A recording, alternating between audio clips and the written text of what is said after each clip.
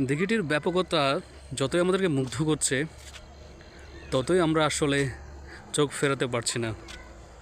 তাই ভাবলাম যে দিঘির এক পাড় থেকে হেঁটে হেঁটে আমরা এগিয়ে বাড়াই, যেন পুরো দিঘির যে দৈর্ঘ্য সে ব্যাপারে আপনাদের একটি ধারণা জন্মে। কত বড়!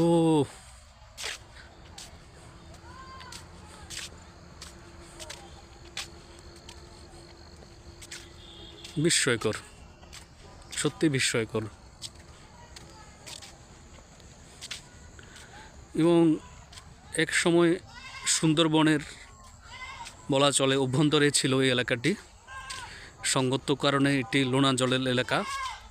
সেই লোনা জলের এলাকা থেকে স্থানীয় মানুষদেরকে পরিত্রাণ করার জন্য স্বাদুপানের এই দিঘিটি খোঁড়া হয়ে থাকবে।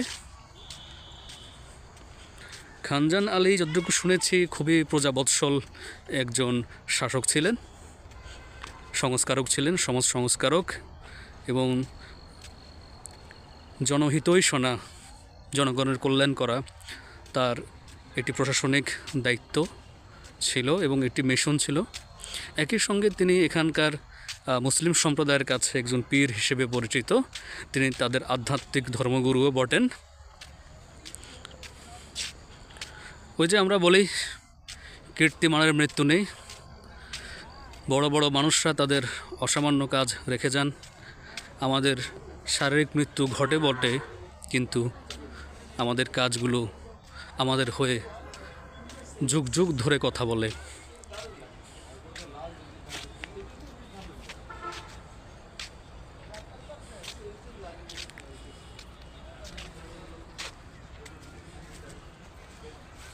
অসাধারণ, অসাধারণ।